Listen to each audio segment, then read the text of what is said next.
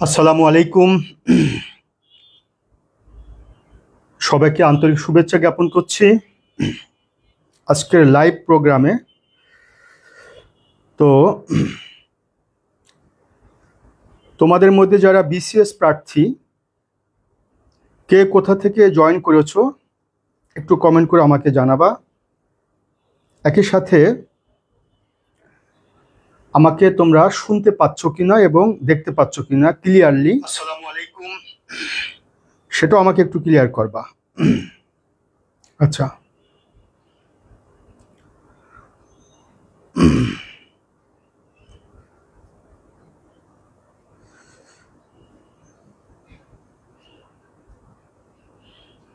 তো যাই হোক,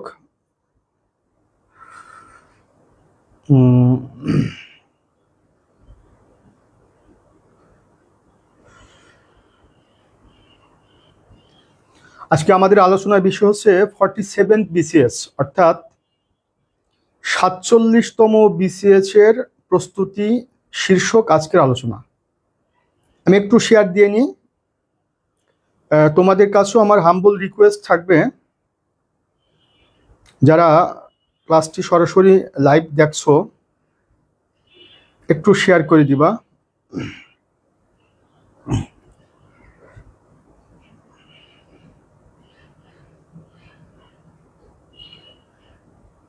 আচ্ছা, একটু কমেন্ট করে আমাকে নিশ্চিত করো যে আমাকে দেখতে পাচ্ছ কিনা, এটা একটু নিশ্চিত করো।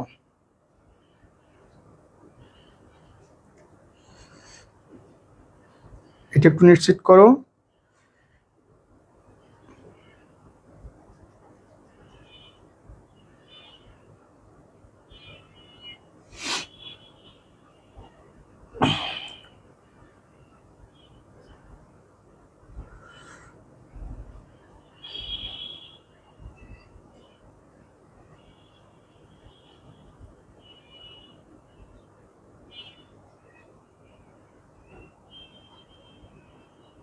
হ্যাঁ, একটু আমাকে নিশ্চিত করো আমাকে দেখতে পাচ্ছ কিনা। হ্যাঁ, একটু নিশ্চিত করো।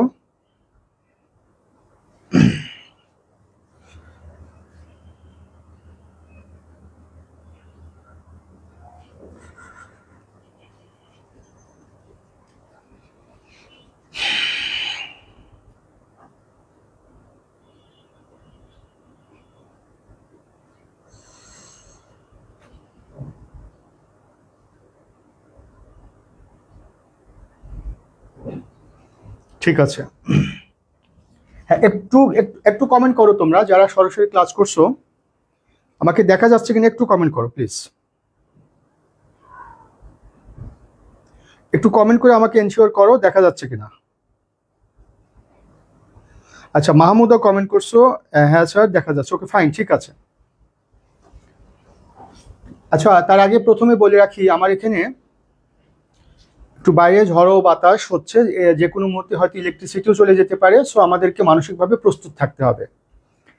তো আজকে আমাদের আলোচনার বিষয় হচ্ছে 47 বিসিএস এর যে পরীক্ষাটি আগামী আগস্টের প্রথম সপ্তাহে হবে। তো এই বিসিএস এ আমরা কিভাবে প্রস্তুতিটা নেব। 47 বিসিএস প্রিলিমিনারি প্রিপারেশন। আচ্ছা, আমরা মোরলে সকলে জানি বিসিএস পরীক্ষার 3টি স্টেপ বা 3টি ফেজ। বিসিএস পরীক্ষার 3টি ধাপ, একটা হচ্ছে যে ভাইবা, একটা হচ্ছে রিটেন, আর শুরুতে যে সেটি হচ্ছে প্রিলিমিনারি। এই প্রিলিমিনারি পরীক্ষায় আমাদের টোটাল 200 নম্বরের পরীক্ষা দিতে হয়। 200 নম্বর। লিখিত পরীক্ষায় আমাদেরকে 900 নম্বর পরীক্ষা দিতে হয়, আর ভাইবাতে আমাদের 200 নম্বরের পরীক্ষা দিতে হয়। তো বিসিএস পরীক্ষায় এই যে সাবজেক্ট ভিত্তিক, টপিক ভিত্তিক যে প্রশ্নগুলো আসে, সেটি আসলে সরকার পরিবর্তনের সাথে বিসিএস পরীক্ষার প্রশ্ন পদ্ধতির কোনো পরিবর্তন আসে কিনা? ডেফিনেটলি আসে। প্রথমত, বিসিএস হচ্ছে বাংলাদেশ সিভিল সার্ভিস, এটি বাংলাদেশের সর্বোচ্চ একটি সরকারি চাকরি। তো এই চাকরিতে যারা দায়িত্বপ্রাপ্ত হন তাদেরকে সুপারিশ করে বাংলাদেশের সাংবিধানিক সংস্থা পাবলিক সার্ভিস কমিশন। তাহলে তোমরা একটু নোট রাখো, তোমাদের প্রশ্নগুলো করতে পারে বিসিএস ভাইবা বোর্ডে কিংবা প্রিলিমিনারি পরীক্ষায়। যে বিসিএস অফিসারদেরকে সুপারিশ করে কোন প্রতিষ্ঠান? বিসিএস অফিসারদেরকে সুপারিশ করে পিএসসি বা পাবলিক সার্ভিস কমিশন। এটি বাংলাদেশের একটি সাংবিধানিক সংস্থা। তাহলে পিএসসি হচ্ছে বাংলাদেশের একটি সাংবিধানিক সংস্থা। পিএসসি আছে সাংবিধানিক সংস্থা হিসাবে, নির্বাচন কমিশন আছে সাংবিধানিক সংস্থা হিসাবে, মহাহিসাব নিরীক্ষক এবং নিয়ন্ত্রকের দপ্তর এটি একটি সাংবিধানিক সংস্থা। তারপরে নির্বাহী বিভাগ আছে, আইন বিভাগ আছে, বিচার বিভাগ আছে, এগুলো হচ্ছে কনস্টিটিউশনাল বডি বা কনস্টিটিউশনাল অর্গান। সবাই একটু নোট রাখবে, এগুলো বিসিএস প্রিলিমিনারি, লিখিত এবং ভাইভা 3 জায়গায় গুরুত্বপূর্ণ। তো যেহেতু পাবলিক সার্ভিস কমিশন বা পিএসসি বাংলাদেশের একটি সাংবিধানিক সংস্থা, এই সাংবিধানিক সংস্থা বিসিএস ক্যাডার অফিসার যারা চাকরি পায়, ওকে ফাইন, যারা চাকরি পায়, বিশেষ করে যারা প্রিলিমিনারি পরীক্ষায় পাশ করে, লিখিত পরীক্ষায় পাশ করে এবং ভাইভাতে পাশ করে, তাদেরকে পাবলিক সার্ভিস কমিশন সুপারিশ করে। এবার আসি, পাবলিক সার্ভিস কমিশনের যে সুপারিশটা সেটা ইমপ্লিমেন্ট করে কে বা সেটা কার্যকর করে কে? সেটা কার্যকর করে মহামান্য রাষ্ট্রপতির আদেশক্রমে মিনিস্ট্রি অফ পাবলিক অ্যাডমিনিস্ট্রেশন, যাকে বলা হয় সংক্ষেপে মোপা। এই মোপা এর পূর্ণরূপ হচ্ছে মিনিস্ট্রি অফ পাবলিক অ্যাডমিনিস্ট্রেশন, বাংলায় বলা হয় জনপ্রশাসন মন্ত্রণালয়।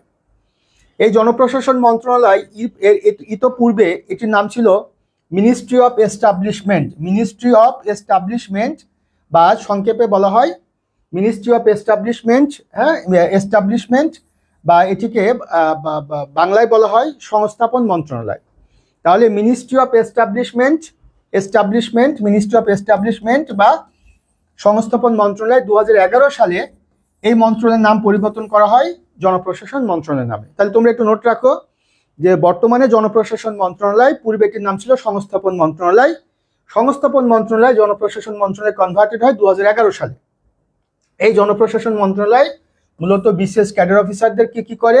অ্যাপয়েন্ট করে, অর্থাৎ অ্যাপয়েন্টার বা নিয়োগ দেয়। এখন কার আদেশক্রমে? সেটি হচ্ছে আমাদের মহামান্য রাষ্ট্রপতি, অর্থাৎ হিজ এক্সিলেন্সি আওয়ার অনারেবল প্রেসিডেন্টের আদেশক্রমে জনপ্রশাসন মন্ত্রণালয় বিসিএস ক্যাডার অফিসারদের কি করে নিয়োগ দেয়।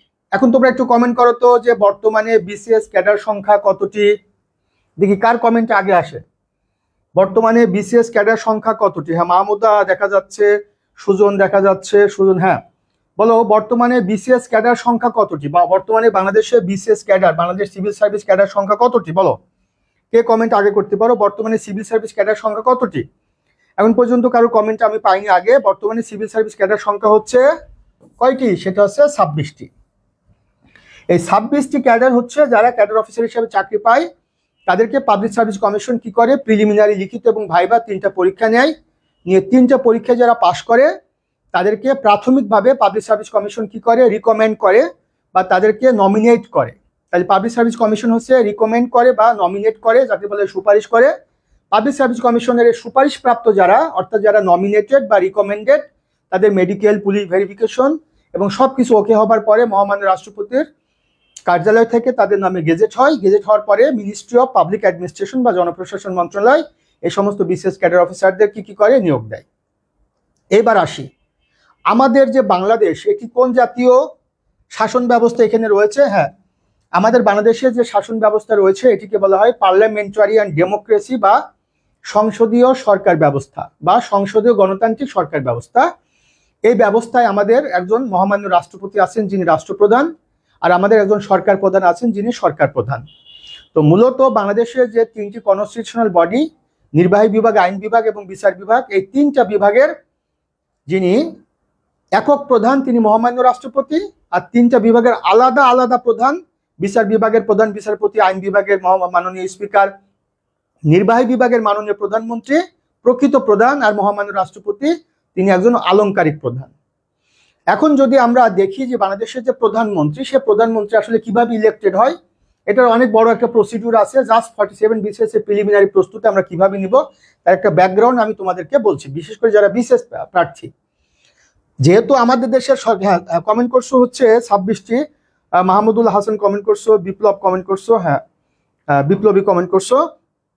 তাহলে আমাদের যিনি সরকার প্রধান, সেই সরকার প্রধানই কিন্তু বাংলাদেশের, আমরা যদি বলি তিনি হচ্ছেন মূলত মূল ক্ষমতা চর্চা করেন, অর্থাৎ প্রধানমন্ত্রী। তাহলে বর্তমানে আমাদের দেশের প্রধানমন্ত্রী বলে কি কোনো পদ আছে? না, কোনো পদ নেই। কেননা বাংলাদেশে বর্তমানে কোনো সাধারণ নির্বাচনের মাধ্যমে ইলেক্টেড কোনো গভর্নমেন্ট বর্তমানে ক্ষমতায় নেই। অর্থাৎ 5th অগাস্টের পরে আমাদের দেশে বর্তমানে যে গভর্নমেন্টটা রয়েছে সে গভর্নমেন্টের নাম কি বলতো? বর্তমানে বাংলাদেশে কোন সরকার ক্ষমতায় আছে? কে কমেন্টে করতে পারো বলো? বর্তমানে বাংলাদেশে কোন সরকার ক্ষমতায় আছে? বর্তমানে বাংলাদেশে কোন সরকার ক্ষমতায় আছে? বর্তমানে কি তত্ত্বাবধায়ক সরকার ক্ষমতা আছে? না, বর্তমানে ক্ষমতা আছে ইন্টারিম গভর্নমেন্ট বা অন্তর্বর্তীকালীন সরকার। এই অন্তর্বর্তীকালীন সরকারের যিনি প্রধান তিনি হচ্ছেন মাননীয় প্রধান উপদেষ্টা। আর এর আগে যে সরকার প্রধান ক্ষমতায় ছিলেন সে সরকার জনগণের ভোটে নির্বাচিত এবং সেই সরকারের প্রধানকে বলা হয়েছে প্রধানমন্ত্রী। তাহলে এর আগের বিসিএস পরীক্ষায় যিনি প্রধানমন্ত্রী ছিলেন সে প্রধানমন্ত্রী সে দলের যিনি প্রধান এবং যিনি প্রধানমন্ত্রী তার কিছু উপাধি, তার কিছু ডিগ্রি, তার কিছু উদ্যোগ এবং সে প্রধানমন্ত্রীর বাবা অর্থাৎ বঙ্গবন্ধু শেখ মুজিবুর রহমান তার কিছু বই, অসমাপ্ত আত্মজীবনী, আমার দেখা নয়াচিন, কারাগারে রোজনামছা, এরপরে 66 6 দফা, 71 মহান মুক্তিযুদ্ধের 7ই মার্চের ভাষণ, এরকম বেশ কিছু টপিক ছিল যে টপিকগুলো থেকে ঘুরে ফিরে এর আগের বিসিএস পরীক্ষায় প্রশ্ন আসতো। এটা খুবই সেন্সিটিভ ইস্যু। যেহেতু সে সরকার বর্তমানে আর নেই সে কারণে তোমাদের 47 বিসিএস এর সার্কুলারটা কি ইন্টারিম গভর্নমেন্টের আমলে হয়েছে? না, সার্কুলারটা হয়েছে আগের পলিটিক্যাল গভর্নমেন্টের সময়। এবং সার্কুলার হওয়ার সময় তোমরা একটু ভালো করে খেয়াল করো, খুব গুরুত্বপূর্ণ তথ্য তোমাদেরকে শেয়ার করছি। Interim government, Mahmudul Hasan interim government. তাহলে ইন্টারিম গভর্নমেন্টের আগে যে গভর্নমেন্ট ক্ষমতায় ছিল সেই গভর্নমেন্টের প্রধান যিনি তার কিছু অবদান, তার কিছু উদ্যোগ এবং তার পরিবার রিলেটেড কিছু তথ্য বিশেষ পরীক্ষায় আসতো। সে কারণে বর্তমানে যেহেতু সেই সরকার প্রধান এখন আর ক্ষমতা নেই, ক্ষমতাচ্যুত, তাই গত কয়েকদিন আগে বাংলাদেশ পাবলিক সার্ভিস কমিশন আগামী 47তম বিশেষ পরীক্ষায় সিলেবাসের একটা পরিবর্তন এনেছে। তা সেই পরিবর্তনটা কোন সাবজেক্টে এনেছে কমেন্ট করো তো দেখি। 47 বিসিএস এর পরীক্ষায় বর্তমানে পাবলিক সার্ভিস কমিশন যে পরিবর্তনটা এনেছে সেটা কোন সাবজেক্টে পরিবর্তনটা এনেছে বলো, কে কমেন্টটা করতে পারো? পরিবর্তনটা কোন সাবজেক্টে এনেছে আমরা একটু যদি দেখি। সেটা বিশেষ পরীক্ষার আসলে সাবজেক্টগুলো কি হয়, প্রথমে হয় বাংলা বলে আসলে নেই সাবজেক্টের নাম হচ্ছে বাংলা ভাষা এবং সাহিত্য। বাংলা ভাষা এবং সাহিত্য, এখানে ভাষা বলতে কি বোঝাচ্ছে? বাংলা ব্যাকরণকে বোঝাচ্ছে। কত নম্বরের প্রশ্ন আসে এখানে? 35 মার্কসের। তারপরে কি আসে? ইংরেজি ভাষা এবং সাহিত্য অর্থাৎ ইংরেজি গ্রামার এবং লিটারেচার। কত নম্বরের প্রশ্ন আসে? 35 মার্কসের। এরপরে কোন সাবজেক্টের প্রশ্ন আসে? Mathematical reasoning and mental ability. তাহলে কত নম্বরের প্রশ্ন আসে এখানে? 30 মার্কসের প্রশ্ন আসে। তারপরে কি আসে? General science and ICT. General science এবং আইসিটি কত নম্বরের প্রশ্ন আসে? 30 মার্কসের প্রশ্ন আসে। তারপরে কোন সাবজেক্টের আসে? বাংলাদেশ অ্যাফেয়ার্স। কত নম্বরে আসে? 30 মার্কস আসে। তারপরে কোন সাবজেক্টের প্রশ্ন আসে? International affairs. কত মার্কে আসে? 20 মার্কসের আসে। তাহলে এখানে কত আসছে? 70, 100, 130, 100, 160, 180। এরপরে সাবজেক্টের নাম কি? ইথিক্স, ভ্যালুস এবং গুড গভর্নেন্স। কত নম্বরে আসে? 10 মার্কসে। এরপর সাবজেক্টের নাম কি? জিওগ্রাফি, এনভায়রনমেন্ট এবং ডাইজেস্টার ম্যানেজমেন্ট। এখান থেকে কত নম্বরে আসে? 10 মার্কসের আসে। টোটাল কত নম্বরে? 20 মার্কস, 200 মার্কসের। বিশেষ পরীক্ষার অনেকে সিলেবাস বলতে পারে না। হ্যাঁ, তোমরা একটু যারা কমেন্ট করছো, রাবিয়া খাতুন ওয়ালাইকুম আসসালাম, মাহমুদা কমেন্ট করছো বাংলাদেশ বিষয় বল। ইয়েস। তাহলে এই যে বিশেষ পরীক্ষার টোটাল যে সাবজেক্টগুলো, সে সাবজেক্টগুলোর মধ্যে কোন জায়গাটায় বিগত গভর্নমেন্টের বা বিগত সরকার প্রধানের পরিবারবর্গ, বঙ্গবন্ধু শেখ মুজিবুর রহমান এবং বিগত সরকার প্রধানের ব্যক্তিগত কিছু উদ্যোগ, সেটা কোন সাবজেক্টের মধ্যে নিহিত আছে? নিশ্চয় সেটা বাংলার মধ্যে নিহিত নেই, ইংরেজির মধ্যে নিহিত নেই, ম্যাথমেটিক্যাল রিজনিং মেন্টাল অ্যাবিলিটির মধ্যে নেই, জেনারেল সায়েন্স এবং আইসিটির মধ্যে নেই, ইন্টারন্যাশনাল অ্যাফেয়ার্সের মধ্যে নেই, ইথিক্স, ভ্যালুস, গুড গভর্নেন্সের মধ্যে নেই, জিওগ্রাফি, এনভায়রনমেন্ট এবং ডিজাস্টার ম্যানেজমেন্ট বা ডাইজাস্টার ম্যানেজমেন্টের মধ্যে নেই। তাহলে সেটা কোথায় আছে এবার আসো, সেটা তোমরা অলরেডি বুঝতে পেরেছো, সেটা আছে বাংলাদেশ বিষয়াবলীতে, অর্থাৎ বাংলাদেশ অ্যাফেয়ার্সের যে 30 মার্কসের সিলেবাস, সে 30 মার্কসের সিলেবাসের মধ্যে বিগত সরকারের বা বিগত সরকার প্রধানের কিছু ইনিশিয়েটিভ, সে সরকার রিলেটেড কিছু হিস্ট্রি বিশেষ পরীক্ষায় বাংলাদেশ অ্যাফেয়ার্সের মধ্যে ছিল। পাবলিক সার্ভিস কমিশন এখন সেই জায়গাটা একটা চেঞ্জ এনেছে। তাহলে তোমাদের 47 বিসিএস এর পরীক্ষা আগস্ট মাসে যেটা হবে, সেখানে তোমার কোন কোন বিষয়গুলো লেস হবে আর কোন কোন বিষয়গুলো অ্যাড হবে, সেটা এখন তোমাদেরকে মাথায় রাখতে হবে, রেখে তোমাদের প্রস্তুতি নিতে হবে। তাহলে এখন আসো, তোমাদের পরীক্ষা যদি আগস্ট মাসে হয়, তাহলে তোমাদের যে সাবজেক্টে নতুন করে কিছু অ্যাড হবে, সে সাবজেক্টের নাম কি? International affairs. এখানে কিছু কি হবে? এখানে নতুন কিছু অ্যাড হবে। আর যে সাবজেক্টে নতুন করে কিছু অ্যাড হবে এবং কিছু লেস হবে, সে সাবজেক্টের নাম হচ্ছে বাংলাদেশ অ্যাফেয়ার্স। বাংলাদেশ অ্যাফেয়ার্সে কি হবে? এখানে অ্যাড হবে এবং এখানে কি হবে? এখানে লেস হবে।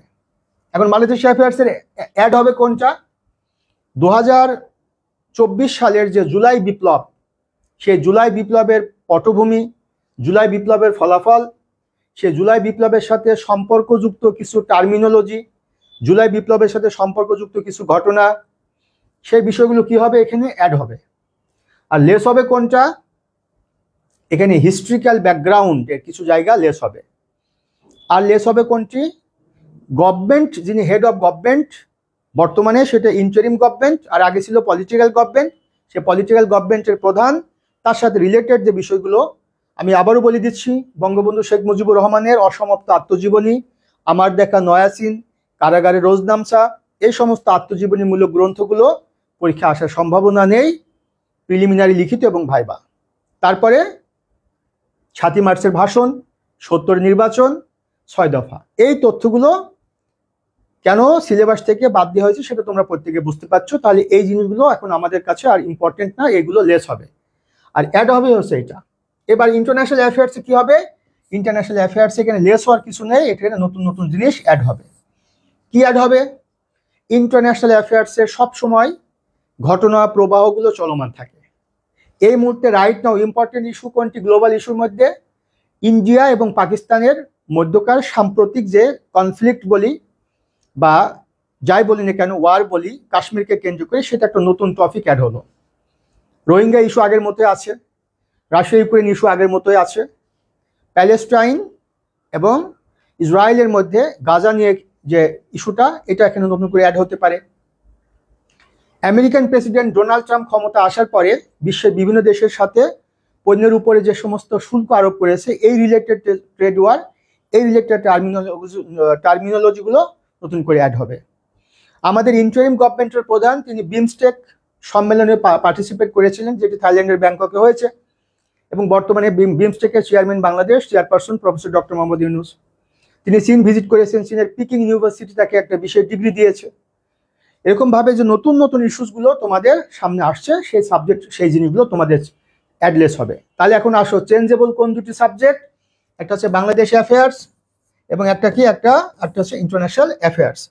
আচ্ছা, একটু তোমরা কমেন্ট করো যে তোমরা ক্লিয়ারলি শুনতে পাচ্ছ কিনা, আরেকবার একটু কমেন্ট করো, দেখতে পাচ্ছ কিনা, তথ্যগুলো তোমরা বুঝতে পারছো কিনা, প্লিজ একটু কমেন্ট করো। তার মানে তোমাদের এখন 47 বিসিএস এর সিলেবাসের জায়গাটিতে তোমাকে এই জিনিসগুলো চেঞ্জ হবে। হ্যাঁ, তারপরে যদি আমি বলি যে জিওগ্রাফি, এনভায়রনমেন্ট এবং ডিজাস্টার ম্যানেজমেন্ট, সাবজেক্টের নাম কি? সাবজেক্টের নাম কিন্তু আমরা অনেকে বলতে পারি না।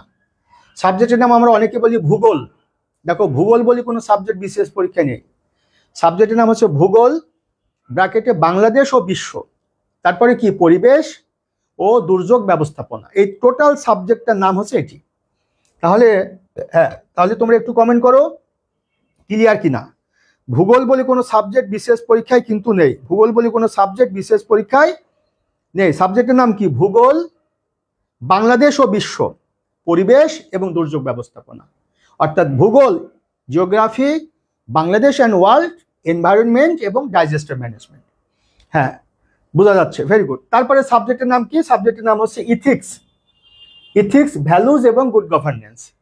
এখন আসো, এখান থেকে কিছু টপিক তোমার নতুন করে অ্যাডলেস হতে পারে, বিশেষ করে গুড গভর্নেন্স যে পার্টটি। তোমরা জানো যে আগামীতে আমরা যে বাংলাদেশটা পেতে চাচ্ছি বা যে বাংলাদেশটাকে পেতে যাচ্ছি, বা যেমন বাংলাদেশটা হচ্ছে আমাদের কাম্য, সে বাংলাদেশটি হবে একটি ওয়েলফেয়ার স্টেট বা একটি ওয়েলফেয়ার বাংলাদেশ এবং একটি সেকুলার বাংলাদেশ। তাহলে সেকুলার বাংলাদেশ এবং ওয়েলফেয়ার বাংলাদেশ এবং ডেমোক্রেটিক বাংলাদেশ, যাতে করে বাংলাদেশে কোনো প্রকার ফ্যাসিজম বা ফ্যাসিস্ট গভর্নমেন্ট যাতে নতুন করে আবার পরবর্তীতে না আসতে পারে। এই বিষয়গুলোর সাথে কিন্তু গুড গভর্নেন্সের একটা সম্পর্ক আছে। অর্থাৎ যিনি গভর্নর বা যিনি রুলার, তিনি কি ডিক্টেটর হবেন, নাকি তিনি ডেমোক্রেটিক হবেন, নাকি তিনি অটোক্রেটিক হবেন, নাকি তিনি ফ্যাসিস্ট হবেন। গুড গভর্নেন্স এনশিওর করতে হলে পারে এই জাতীয় বিষয়গুলো সম্পর্কে তোমাদের একটা ক্লিয়ার কনসেপ্ট রাখতে হবে। মোরালিটি এবং ভ্যালুস, এটা নিয়ে আরো একটু ক্লিয়ার কনসেপ্ট নিতে হবে।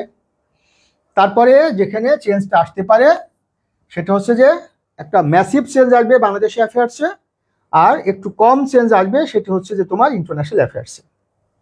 এখন ইন্টারন্যাশনাল অ্যাফেয়ার্স থেকে আমরা জানি রিসেন্ট অ্যাফেয়ার্স বলে একটা টপিক আছে, সাম্প্রতিক বিষয়বলি।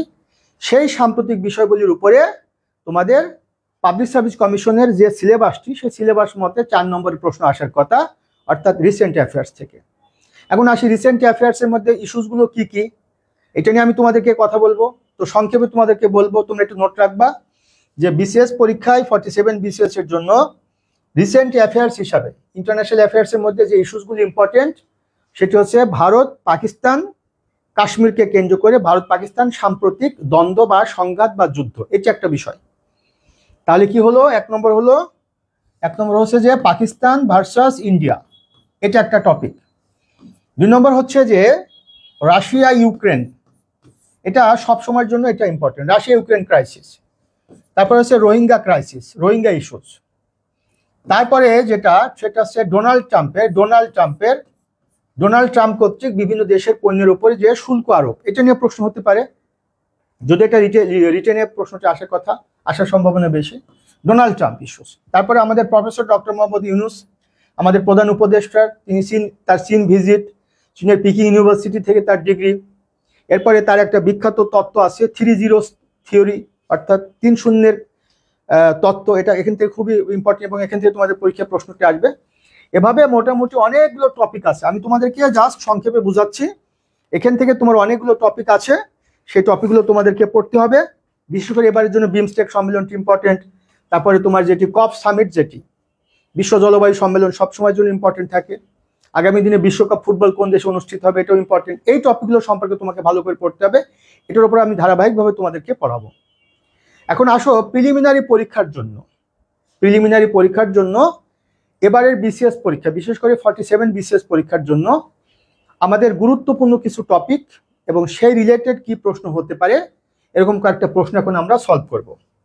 তো আমি লাইভে আসি আসলে অল্প সময়ের জন্য, তো তোমরা দেখি কিভাবে সলভটা করতে পারো। আমি তোমাদেরকে কয়েকটা প্রশ্ন তোমাদেরকে সলভ করতে দিচ্ছি। আচ্ছা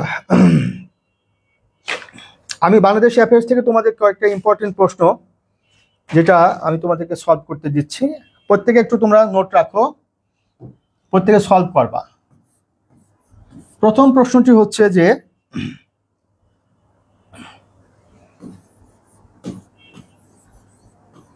রাফা, খুবই গুরুত্বপূর্ণ, এটা একটা সীমান্তের নাম। রাফা সীমান্ত নিম্নের কোন দুইটি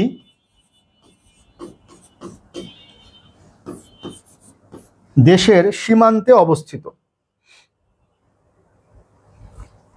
কোন দুইটি দেশের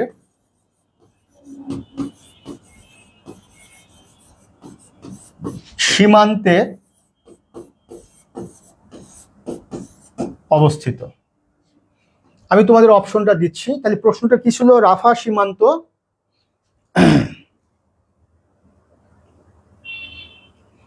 কোন দুটি দেশের সীমান্তে অবস্থিত? অপশন ক, যেটা দেখি কি আগে আনসারটা করতে পারো। অপশন ক যেটা, সেটা হচ্ছে যে মিশর, গাজা। মিশর, গাজা। খ যেটা, মিশর, ইরান। গ যেটা সেটা হচ্ছে যে মিশর, আলজেরিয়া।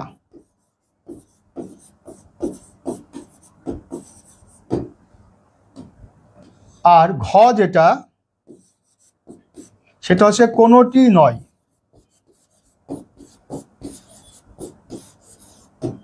এই চারটা উত্তরের মধ্যে সঠিক উত্তরটি কোনটি হবে? কে আনসারটা করতে পারো দেখি, আনসারটা কে আগে করতে পারো? এই চারটা উত্তরের মধ্যে কোনটি সঠিক উত্তর হবে দেখি, কমেন্টটা কে আগে করতে পারো। রাফা সীমান্ত নিম্নের কোন দুটি দেশের সীমান্তে অবস্থিত? মিশর গাজা, মিশর ইরান, মিশর আলজেরিয়া, কোনোটি নয়। এটা খুবই গুরুত্বপূর্ণ এবারের পরীক্ষার জন্য। বলো কে আনসারটা করতে পারো আগে।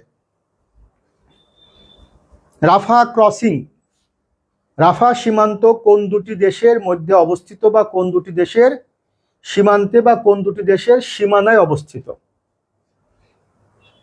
আচ্ছা, এখন পর্যন্ত কারোর আনসারটা আমরা পেলাম না।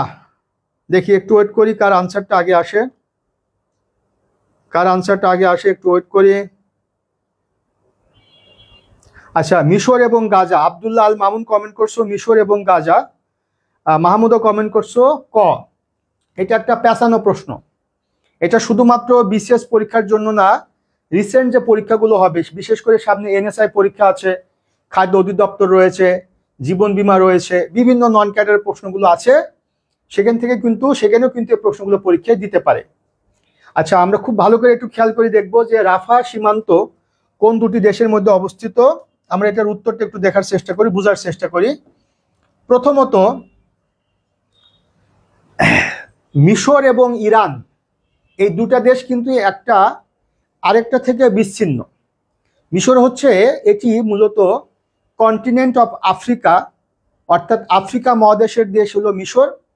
এবং আফ্রিকা মহাদেশের মধ্যে যে 5টি রিজিয়ন আছে, Northern Africa, southern Africa, eastern Africa, western Africa এবং সেন্ট্রাল আফ্রিকা, এই মিশর কিন্তু নর্দার্ন আফ্রিকা বা উত্তরাঞ্চলে আফ্রিকার দেশ। আর ইরান হচ্ছে এশিয়া মহাদেশের মধ্যে পড়ে, এটি মূলত মিডল ইস্টের একটি রাষ্ট্র ইরান। তাহলে মিশর এবং ইরান এই দুটি কিন্তু হবে না। কেন হবে না? কারণ দুটি দেশ কিন্তু একে অপরের সীমান্তে অবস্থিত না। তারপরে যদি আমরা দেখি মিশর এবং আলজেরিয়া, আলজেরিয়া এবং মিশর দুটোই কিন্তু আফ্রিকা মহাদেশের দেশ এবং দুটোই কিন্তু নর্দার্ন আফ্রিকার দেশ, কিন্তু মিশরের সাথে আলজেরিয়ার কোনো সীমানা নেই। তাহলে আলটিমেটলি কি হচ্ছে, মিশর এবং ইসরায়েল দুটি রাষ্ট্র যেহেতু তাদের সাথে তারা বর্ডার শেয়ার করে না, কাজী রাফা যে জায়গাটি সেটা দুটি দেশের মধ্যে পড়ে না প্রথমত। এবার বাকি থাকে কি ক এবং খ। আচ্ছা, এবার আসি যে প্রশ্নটি কি ছিল, কোন দুটি দেশের সীমান্তে। তাহলে উত্তরটা মিশর এবং গাজা এটাও হবে না। কেন হবে না? কারণ মিশর হচ্ছে একটা দেশের নাম, আর গাজা বা গাজা স্ট্রাইপ এটা কিন্তু প্যালেস্টাইন অফ ইসরায়েল, মানে প্যালেস্টাইনের একটি পার্ট, মানে ফিলিস্তিনের মূলত ওয়েস্ট ব্যাংক এবং গাজা স্ট্রাইপ এটা হচ্ছে ফিলিস্তিন। তাহলে গাজা কিন্তু কোনো দেশের নাম না। গাজা যেহেতু দেশের নাম না, আর প্রশ্নটা ছিল কোন দুটি দেশের সীমান্তে অবস্থিত, তাহলে আনসারটা কিন্তু ক হচ্ছে না। তাহলে মামুন সহ তোমরা যারা কমেন্ট করছো, তোমরা একটু প্লিজ বি কনসেন্ট্রেটেড। তাহলে যেহেতু আনসারটা ক, খ, গ তিনটাই না, তাহলে এখন সঠিক আনসার কোনটা কমেন্ট করো। সঠিক আনসার হচ্ছে এখানে কোনোটি নয়। সঠিক আনসার কি হবে? কোনোটি নয়। এখন আসি এখানে অ্যাকচুয়াল আনসারটা কি হবে। অ্যাকচুয়াল আনসারটা কি হবে? এখানে অ্যাকচুয়াল আনসারটা হবে যে রাফা ক্রসিং বা রাফা সীমান্ত এটা দুটি দেশের মধ্যে অবস্থিত। সেই দুটি দেশ হচ্ছে, একটা হচ্ছে ফিলিস্তিন, আর একটা দেশ হচ্ছে মিশর। এই ফিলিস্তিন এবং মিশর এই দুটি দেশের সীমান্তে অবস্থিত, সেটা হচ্ছে রাফা। যেহেতু ফিলিস্তিন একটা দেশের নাম আর গাজা যেহেতু দেশের নাম না, তাই প্রশ্নকর্তা তোমাদেরকে এভাবে পেঁচাই দিতে পারে, সম্ভাব্য প্রশ্ন এভাবে পেঁচাই দিতে পারে। আর যদি সহজ করে দেয় তাহলে কোন দুটি দেশের মধ্যে অবস্থিত, তাহলে উত্তর হবে ফিলিস্তিন এবং কিসের মধ্যে অবস্থিত? মিশরে অবস্থিত। আর যদি কোথায় অবস্থিত, তাহলে সেটা হচ্ছে গাজা এবং মিশর। তোমরা এবার বুঝতে পারছো কিনা একটু কমেন্ট করো। প্রশ্নটা কিন্তু একটু ঝামেলা করে দেওয়া হয়েছে, প্রশ্নটা একটু ঝামেলাপূর্ণ প্রশ্ন, এটা তোমাদেরকে করে দেওয়া হয়েছে। হ্যাঁ, বুঝতে পারছো মামুন, বুঝতে পারছো। তাহলে এই জাতীয় প্রশ্নগুলো তোমরা একটু ভালো করে খেয়াল করবা। তাহলে আমরা প্রথম প্রশ্ন ক্লিয়ার হলাম। আচ্ছা আচ্ছা, এরপরে আমরা পরবর্তী প্রশ্নে যাচ্ছি। এবার যাব আমরা বাংলাদেশ অ্যাফেয়ার্সে। আশা করছি তোমরা ক্লিয়ারলি বুঝতে পারছো। এবার আমরা বাংলাদেশ অ্যাফেয়ার্সে যাব। হ্যাঁ, এবার বাংলাদেশ অ্যাফেয়ার্সে যে প্রশ্নটি আমরা পাবো বা যে প্রশ্নটা আমরা এখন লিখব, যে সেটি হচ্ছে যে বাংলাদেশের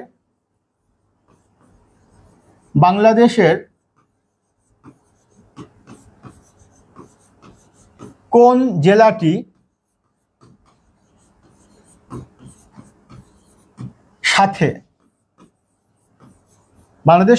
জেলাটি সাথে ভারত ও মায়ানমারের সীমানা রয়েছে? তাহলে অপশন ক, সেটা হচ্ছে যে কক্সবাজার। অপশন খ, খাগড়াছড়ি। অপশন গ, বান্দরবান। অপশন ঘ, রাঙ্গামাটি। দেখি আনসারটা কে আগে করতে পারে। বাংলাদেশের, হ্যাঁ, মাহমুদা কমেন্ট করছো প্রশ্নের উত্তর লেখার আগেই। তানিম কমেন্ট করছো রাঙ্গামাটি, ভেরি গুড। এখন আমরা দেখবো যে কোনটি আনসার হবে। বাংলাদেশের কোন জেলাটির সাথে ভারত এবং মায়ানমারের সীমানা রয়েছে? আচ্ছা, তাহলে বাংলাদেশের কোন জেলাটির সাথে ভারত এবং মায়ানমারের সীমানা রয়েছে? আচ্ছা, আমরা সকলে এটা জানি যে বাংলাদেশের সাথে দুটি দেশের সীমানা রয়েছে। বাংলাদেশের সাথে দুটি দেশের সীমানা রয়েছে, অর্থাৎ বাংলাদেশ দুটি দেশের সাথে বর্ডার শেয়ার করে। সে দুটি দেশের নাম কি? বাংলাদেশ এবং ইন্ডিয়া। আর আরেকটা হচ্ছে যে বাংলাদেশ এবং ইউনিয়ন অফ মায়ানমার বা মায়ানমার। তো আমরা জানি যে বাংলাদেশের 3টি জেলা আর মায়ানমারের 2টি রাজ্য এর সাথে সীমানা আছে। বাংলাদেশের 3টি জেলা কি কি? রাঙ্গামাটি, বান্দরবান এবং কক্সবাজার। আর মিয়ানমারের 2টি রাজ্য, একটা চীন রাজ্য এবং একটা হচ্ছে রাখাইন রাজ্য। এরপরে বাংলাদেশের 30টি জেলা আর ভারতের 5টি রাজ্য। তাহলে ভারতের 5টি রাজ্যের সাথে বাংলাদেশের 30টি জেলার সীমানা আছে, আর মিয়ানমারের 2টি রাজ্যের সাথে বাংলাদেশের 3টি জেলার সীমানা রয়েছে। তাহলে বাংলাদেশের প্রতিবেশী রাষ্ট্র কে কে? মিয়ানমার এবং ভারত। এখন আসি, তাহলে মিয়ানমার এবং ভারত যদি বাংলাদেশের প্রতিবেশী রাষ্ট্র হয়, তাহলে বাংলাদেশের টোটাল সীমান্তবর্তী জেলা কয়টি? ভারতের সাথে বাংলাদেশের সীমান্তবর্তী জেলা 30টি, মিয়ানমারের সাথে বাংলাদেশের সীমান্তবর্তী জেলা হচ্ছে 3টি। কিন্তু তোমরা অনেকে আনসারটা করেছো যে বাংলাদেশের সাথে, মানে বাংলাদেশের কোন জেলাটির সাথে ভারত এবং মায়ানমার উভয়ের সীমানা আছে, সেটার উত্তর হচ্ছে রাঙ্গামাটি। Yes, correct answer. তো যেহেতু রাঙ্গামাটি জেলার সাথে ভারত এবং মায়ানমার উভয়েরই কমন সীমানা আছে, এ কারণে বাংলাদেশের টোটাল সীমান্তবর্তী জেলা কয়টি? সেটা হচ্ছে 32টি। তাহলে বাংলাদেশের টোটাল সীমান্তবর্তী জেলা 32টি। কেন? কেননা রাঙ্গামাটি জেলার সাথে মিয়ানমার এবং ভারত উভয়ের সীমানা আছে। আবারও বলছি, রাঙ্গামাটি জেলার সাথে ভারত এবং মায়ানমার উভয়েরই সীমানা আছে, এই কারণে বাংলাদেশের টোটাল সীমান্তবর্তী জেলা হচ্ছে 32টি। তাহলে প্রশ্নটা কি ছিল? সীমানা নিয়ে। তাহলে একটা ইন্টারন্যাশনাল সীমানা নিয়ে আমরা কোনটি আলোচনা করলাম, সেটা হচ্ছে রাফা সীমান্ত। আর একটা হচ্ছে যে বাংলাদেশের সাথে মিয়ানমার, বাংলাদেশের সাথে ভারতের সীমানা রয়েছে, কাজে বাংলাদেশের যে জেলা সেটা হচ্ছে রাঙ্গামাটি, এটা কমন সীমানা রয়েছে। এবার তোমাদেরকে আরেকটি প্রশ্ন যদি আমি মুখে মুখে করি, যে বাংলাদেশের পার্বত্য চট্টগ্রামের জেলা কয়টি? উত্তর 3টি। পার্বত্য চট্টগ্রাম মানে হচ্ছে যে চট্টগ্রাম বিভাগের 3টি জেলা যেটি পর্বত বেষ্টিত বা পর্বতময়, এদেরকে বলে পার্বত্য চট্টগ্রাম।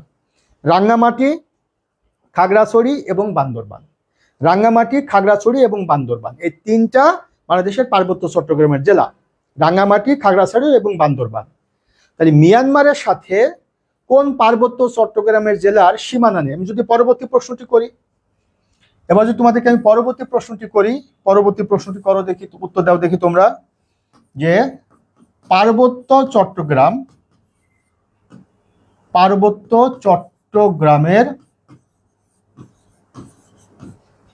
চট্টগ্রামের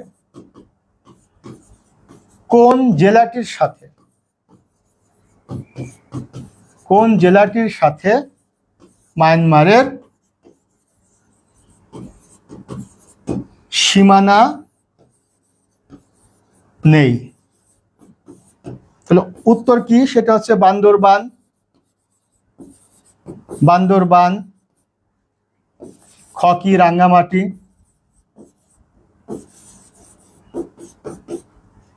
গ কি খাগড়াছড়ি,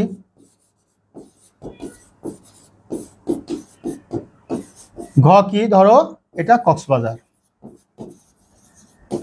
তাহলে উত্তর কি দাঁড়ালো? এই কমেন্ট করো। পার্বত্য চট্টগ্রামের কোন জেলাটির সাথে মায়ানমারের সীমানা নেই?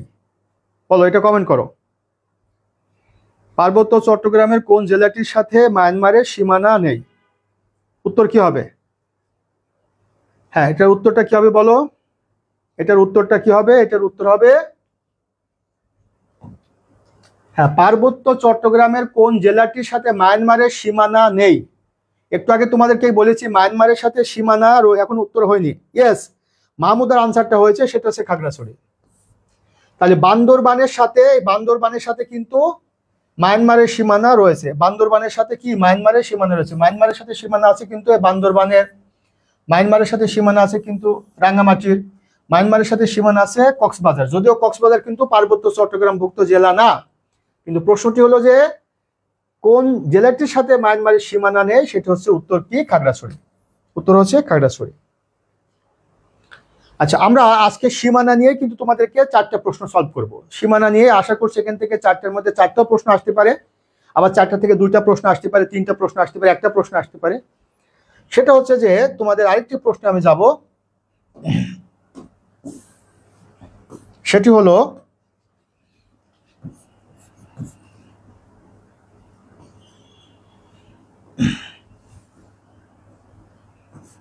নিম্নের কোন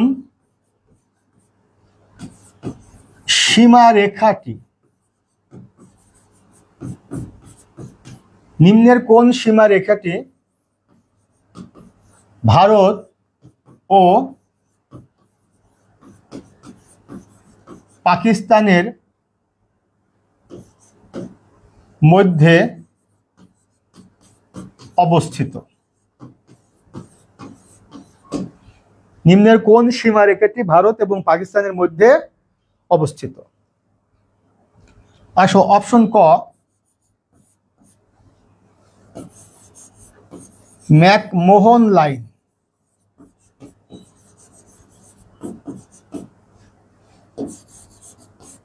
সনোরা লাইন,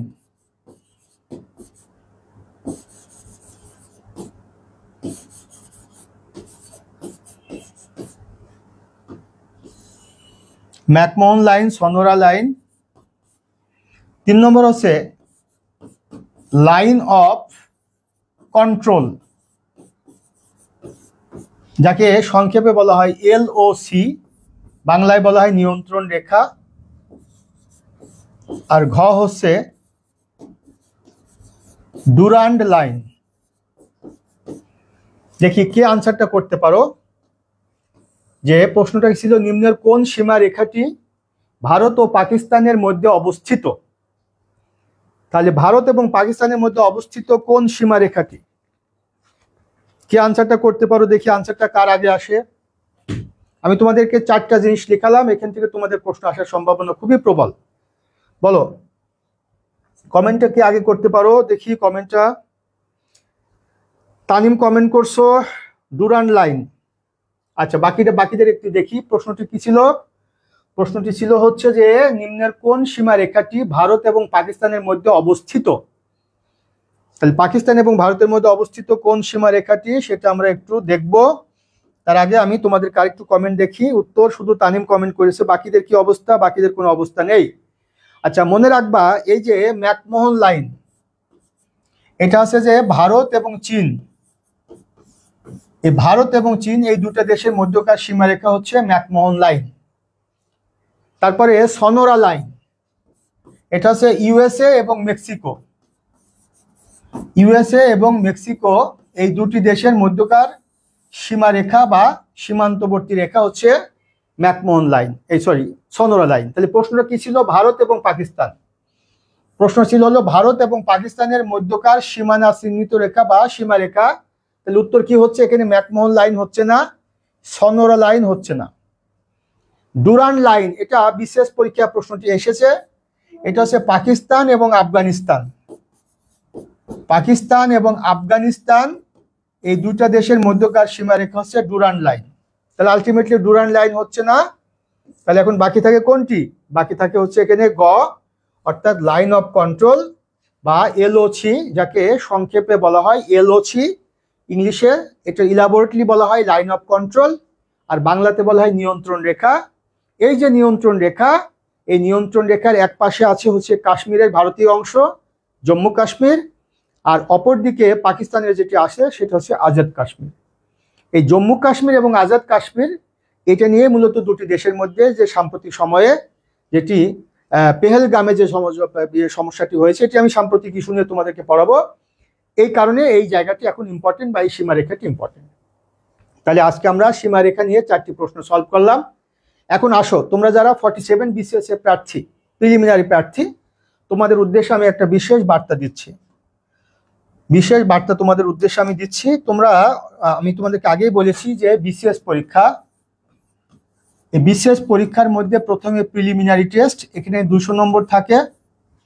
রিটেন টেস্ট, এখানে তোমার 900 মার্কস থাকে, এবং ভাইবা এখানে তোমার 200 মার্কস থাকে। এবং আমি মিলন স্যার, তোমরা আমাকে চেনো জানো, আমি প্রিলিমিনারি টেস্টে 200 মার্কসের মধ্যে 70 মার্কস কি কি? 70 মার্কস হচ্ছে তোমার বাংলাদেশ অ্যাফেয়ার্স, তারপরে তোমার ইন্টারন্যাশনাল অ্যাফেয়ার্স, তারপরে হচ্ছে ইথিক্স, ভ্যালুজ এবং গুড গভর্নেন্স, এরপরে geography, environment, disaster management. Total 70 marks আমি তোমাদেরকে লিখিয়ে প্রিলিমিনারিতে পড়াই। এরপরে 900 মার্কসের মধ্যে আমি 390 মার্কস পড়াই লিখিততে। কি পড়াই এখান থেকে পড়া হচ্ছে বাংলাদেশ অ্যাফেয়ার্স। বাংলাদেশ অ্যাফেয়ার্সের কত মার্কস থাকে? 200 মার্কস থাকে। ইন্টারন্যাশনাল অ্যাফেয়ার্সের 100 মার্কস থাকে, এবং বাংলা এবং ইংরেজি রচনা বা এসে এখানে 90 মার্কস থাকে। তাহলে এখানে কত থাকে? বাংলাদেশ অ্যাফেয়ার্স এখানে কত থাকে? 30 থাকে। ইন্টারন্যাশনাল অ্যাফেয়ার্স 20 থাকে। ইথিক্সে 10 থাকে। জিওগ্রাফি 10 থাকে। এই টোটাল 70 মার্কস আমি জিকে হিসাবে প্রিলিমিনারিতে পড়াই। আর লিখিততে 390 মার্কস, বাংলাদেশ অ্যাফেয়ার্সে 200 মার্কস, ইন্টারন্যাশনাল অ্যাফেয়ার্স 100 মার্কস, এবং রচনা যেটা 90 মার্কস। এই টোটাল 300 এবং 90 মার্কস আমি আউট অফ 900 মার্কস পড়াই। এরপরে তোমরা অনেকেই জানো যে আমি এককভাবে ভাইবা পড়াই। 200 নম্বরের মধ্যে 200 নম্বর আমি ভাইবা পড়াই। তাহলে বিশেষ পরীক্ষার টোটাল কত মার্কসের পরীক্ষা হয়? Total 1300 marks. এই 1300 মার্কসের মধ্যে আমি 660, এই 660 আমি পড়াই। অনেকের অনুরোধের প্রেক্ষিতে, যেহেতু আগস্টের প্রথম সপ্তাহে পরীক্ষা, তো এই আগস্টের প্রথম সপ্তাহে পরীক্ষা প্রিলিমিনারি টেস্ট, সে কারণে এই 70 মার্কস যেটা সে 70 মার্কসের সর্বোচ্চ নম্বর পাওয়ার জন্য আমি আজকে থেকে একটা কোর্স লঞ্চ করেছি। সে কোর্সটি হচ্ছে 47 BCS। কোর্সের নাম হচ্ছে 47 BCS preliminary GK 70 short suggestion course. এটা হচ্ছে আমি আজকে থেকে একটা কোর্স লঞ্চ করেছি বিসিএস পরীক্ষার 47 BCS এর জন্য, অর্থাৎ 47তম BCS preliminary GK 70 short suggestion course. এই কোর্সটির মেয়াদ থাকবে নট মোর দেন 1.5 মান্থস, অর্থাৎ এটির মেয়াদ থাকবে হচ্ছে তোমার 1.5 মাস। এটির মেয়াদ থাকবে কত? এটার মেয়াদ থাকবে হচ্ছে তোমার 1.5 মাস। অর্থাৎ আমি যদি বলি 1 মাস প্লাস, অর্থাৎ 1 মাস প্লাস এটার মেয়াদ থাকবে। টোটাল ক্লাস হবে 20টা। ইন্টারন্যাশনাল অ্যাফেয়ার্স, বাংলাদেশ অ্যাফেয়ার্সের 8টা 16টা, ইথিক্স এবং জিওগ্রাফি 2টা 4টা।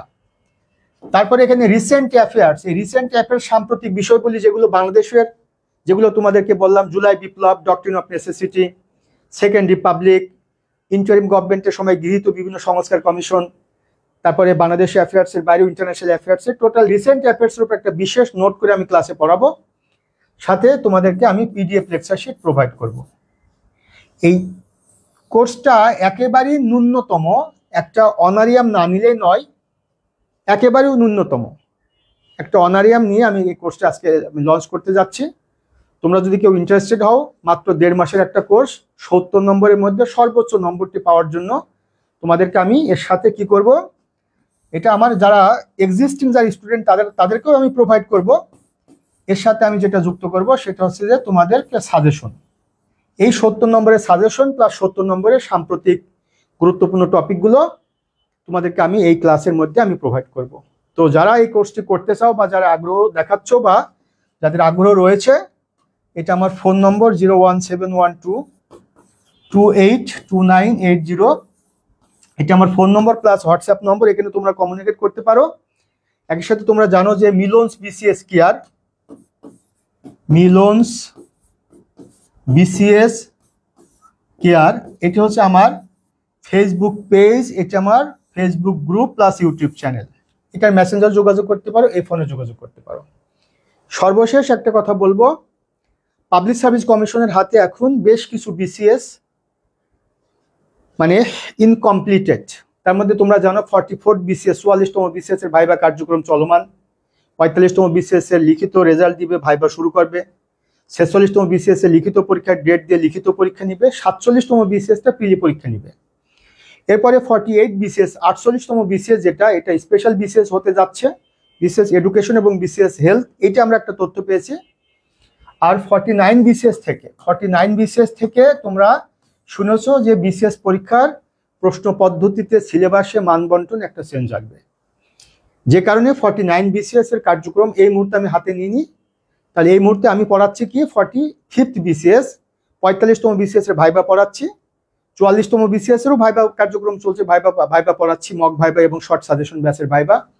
আর 47 বিসিএস এর সর্বশেষ preliminary batch, short suggestion batch, 70 নম্বরের জিকে, সর্বোচ্চ নম্বর পাওয়ার জন্য সাজেশন ভিত্তিক মাত্র 20টা class, PDF lecture sheet, recent affairs, বিশেষ পরীক্ষার অ্যাডলেস কি হতে পারে সেটার আঙ্গিকে আমি কোর্সটা শুরু করেছি, নামে মাত্র একটা ফি। এবং এটা রেঞ্জ আমি তোমাদেরকে এটা না বলি, একেবারে ন্যূনতম।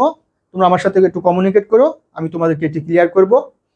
আমার কোর্স ফি এমনি বেশি, নর্মালি বিশেষ ভাইবা লিখিত প্রিলিমিনারিতে আমি নিতান্তই খুব কম ফিতে আমি এটা শুরু করব। আর তোমরা জানো যে আমার এই যে মিলনস বিসিএস কেয়ার, এটা আমার অনলাইন প্রতিষ্ঠান। এখানে প্রাইমারি এনটিআরসিএ 10 গ্রেড থেকে 20 গ্রেডের যত সরকারি চাকরি আছে তার প্রি লিখিত ভাইবার একটা কম্বাইন্ড প্রিপারেশন শুরু হয়, ক্লাস হয়। এখানে আমার সাবজেক্ট ভিত্তিক টিচার ক্লাস নিচ্ছেন, আমি ভাইবা ক্লাসগুলো আমি নিচ্ছি, সেখানেও তোমরা যোগাযোগ করতে পারো শুধু যদি সেই কোর্সটি করতে চাও। তো আজকে হচ্ছে তোমাদের 47 বিসিএস এর যারা ক্যান্ডিডেট তাদেরকে আমি কয়েকটা মেসেজ দিলাম। কি দিলাম?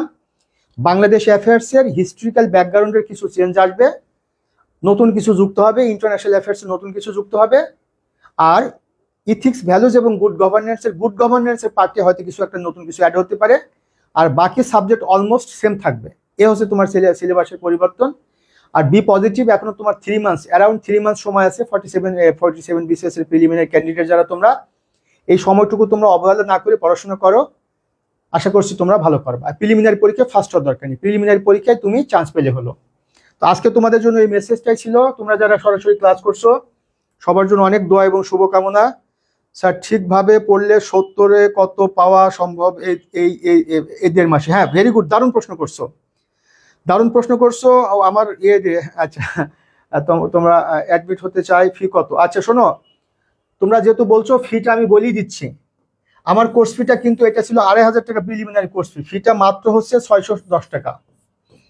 ফিটার কথা যেহেতু বলছো, ফিটা হচ্ছে মাত্র 610 টাকা, 610 টাকা ফি, মাত্র 610 টাকা। এটা আমার কোনো প্রফিটেবল কোর্স না, আমি অনেকের অনুরোধে কোর্সটা শুরু করেছি, কিন্তু শেষ মুহূর্তে মাত্র 610 টাকা এটা কোর্স ফি। তোমরা আমার যে ফোন নম্বর দিয়েছি আমার সাথে তোমরা কমিউনিকেট করো। আর আমি প্রসিডিউর বলে দিচ্ছি, 01712282980, এটা আমার বিকাশ, রকেট, নগদ তিনটাই রয়েছে। এই 610 টাকা বিকাশ সেন্ড মানি করে আমাকে জানাবা। মাত্র 610 টাকা দিয়ে আমি এটা শুরু করছি, যে শেষ মুহূর্তে তোমাদের করণীয় কি এটা আর কি। আর তোমাদের সবার জন্য অনেক দোয়া থাকবে, শুভকামনা থাকবে। আমি নিয়মিত লাইভে আসবো ইনশাল্লাহ, যদিও ব্যস্ত মানুষ। আজকে প্রিলি নিয়ে কথা বললাম, আগামী দিন লিখিত নিয়ে কথা বলবো, আগামী দিন ভাইবা নিয়ে কথা বলবো, আজকে বিসিএস নিয়ে কথা বললাম, এরপরে প্রাইমারি প্রস্তুতি কিভাবে নিব, এনটিআরসি এর প্রস্তুতি কিভাবে নিব। আরেকটি কথা, তোমরা যারা প্রাইমারির প্রস্তুতি নিতে চাচ্ছ, এনটিআরসি এর প্রস্তুতি নিতে চাচ্ছ, 10 গ্রেড থেকে 20 গ্রেডের চাকরির প্রস্তুতি নিতে চাচ্ছ, এমসিকিউ লিখিত এবং ভাইবা, এমসিকিউ লিখিত এবং ভাইবা তিনটার কম্বাইন্ড ব্যাচে কার্যক্রম চলছে। ভাইবা ক্লাসগুলো আমি নিজে নিব তোমাদের। এ হচ্ছে তোমাদের জন্য মেসেজ। তো যারা আজকে ক্লাস করছো, আমাদের রাজু, আর রাজু কিন্তু আমার বিসিএস এর ভাইবার স্টুডেন্ট। আচ্ছা ঠিক আছে, রাবিয়া বলছো ভর্তি হব। রাবিয়া এবং তানিম, তোমাদের দুজনের মেসেজ হলো মাত্র 610 টাকা। হ্যাঁ, এই 610 টাকা তোমরা আমার এই যে মোবাইল আছে বিকাশ নম্বর 01712282980 এই নম্বরে পাঠিয়ে দাও। পাঠিয়ে দিয়ে আমাকে নক দাও, আমি তোমাদেরকে অ্যাডমিট করিয়ে নিচ্ছি, গ্রুপে অ্যাড করে নিচ্ছি। আর এই 70 নম্বরের জন্য সর্বোচ্চ আমি 1.5 মাসের বেশি সময় নিব না, তোমাদের একদম মূল তথ্যগুলো পড়াবো। এবং আমি তোমাদেরকে এই সময়ের মধ্যে ইনশাল্লাহ তোমাদের লিখিতর একটা ভালো প্রস্তুতি হয়ে যাবে ইনশাল্লাহ। হ্যাঁ আচ্ছা ঠিক আছে স্যার, আমি অ্যাডমিট হব। স্যার ক্লাস কত সময় করে হবে? ক্লাসটা আমি তোমাদের সাথে কথা বলবো। এটা ক্লাসটা হবে, এটা আমি জুমে লাইভ ক্লাস নিব, এটা জুমে লাইভ ক্লাস নিব, আবার ক্লাসগুলো সিক্রেট গ্রুপে রেকর্ড থাকবে। হ্যাঁ, এটা মোটামুটি আমি 20 থেকে 30 জন হলে আমি ব্যাচটা স্টার্ট করে দিব। অ্যাটলিস্ট 20 থেকে 30 জন হলে আমি ব্যাচটা স্টার্ট করে দিব। তো মোটামুটি আমি এই মাসের 25 তারিখ থেকে হয়তো বা ক্লাস স্টার্ট করে দিতে পারি। তো আজকে থেকে কার্যক্রম চলছে, তোমরা আজকে যারা অ্যাডমিটেড হতেছো তারা অ্যাডমিটেড হয়ে যাও। আর তোমরা বিসিএস এর প্রস্তুতি নিবা, এটা নিয়ে আমি পরবর্তীতে কথা বলবো। বিসিএস এর প্রস্তুতি যদি তুমি ভালোভাবে নিতে পারো, তাহলে অন্যান্য চাকরির প্রস্তুতি কিন্তু অলমোস্ট হয়ে যাবে। তো ঠিক আছে, তানিম এবং রাবিয়া, তোমরা দুজন আমার সাথে যোগাযোগ করো। সবার জন্য দোয়া রইলো, শুভকামনা রইলো, ভালো থাকবা। দেখাবো ইনশাল্লাহ পরবর্তী সেশনে। আসসালামু আলাইকুম।